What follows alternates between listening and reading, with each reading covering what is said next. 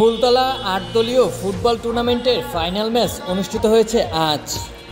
৮ দলীয় ফুটবল টুর্নামেন্টের final match শেষে জনাব তারেক রহমানের একটি মেসেজ খেলোয়াড়দের মাঝে পৌঁছে দিয়েছেন ইবাদুল হক রুবায়েত এবং সেখানে বলা হয়েছে আগামীতে রাজনীতি মুক্ত থাকবে এবং তার সাথে মুক্ত থাকবে ক্রীড়া অঙ্গন। Phultala reunion model school and কলেজের মাঠে বন্ধু মহলের আয়োজনে ৮ দলীয় ফুটবল টুর্নামেন্টের ফাইনাল ম্যাচ বুধবার দুপুর ৩টায় অনুষ্ঠিত হয়। পাশা ফুটবল একাদশ নোয়াপাড়া ও বন্ধু মহল ফুলতলা এই দুই দলের মধ্যে ফাইনাল ম্যাচ অনুষ্ঠিত হয়।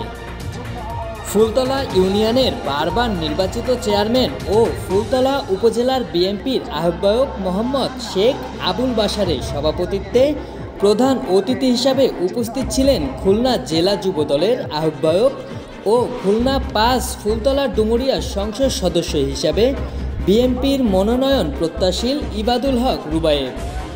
৮ দলীয় ফুটবল টুর্নামেন্ট উদ্বোধন করেন সাবেক ইউপি সদস্য মোল্লা আলমগীর হোসেন।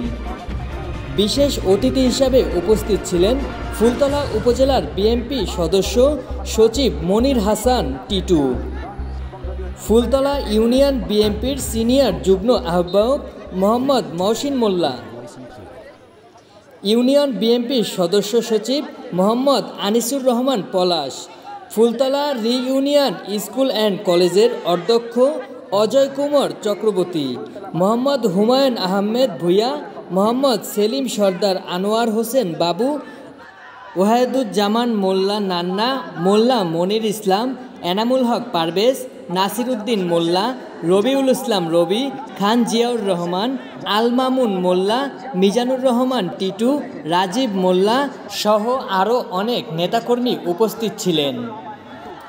প্রধান অতিথির বক্তব্যে ইবাদুল হক রুবায়েত বলেন, বিগত ফ্যাসিস্ট সরকার ক্রীড়া অঙ্গনের ভিতরে রাজনীতি ঢুকিয়ে দেশের ক্রীড়া অঙ্গনকে ধ্বংস করে দিয়েছে। যেমন মাশরাফি বিন মুর্তজা, সাকিব আল হাসানের মতো বিশিষ্ট ক্রীড়া ব্যক্তিত্ব রাজনৈতিক বোয়ালনে পড়ে এখন জনগণের ঘৃণার পাত্রে পরিণত হয়েছে। ইবাদুল হক রুবায়েত আরও বলেন, দেশনায়ক তারেক রহমানের নেতৃত্বে বিএনপি ক্ষমতায় এলে বাংলাদেশে রাজনীতিমুক্ত ক্রীড়া অঙ্গন উপহার দেবে। আরও বলেন, বিগত দিনে ফ্যাসিস্ট সরকার দেশকে পুরা রসাতলে নিয়ে গিয়েছে।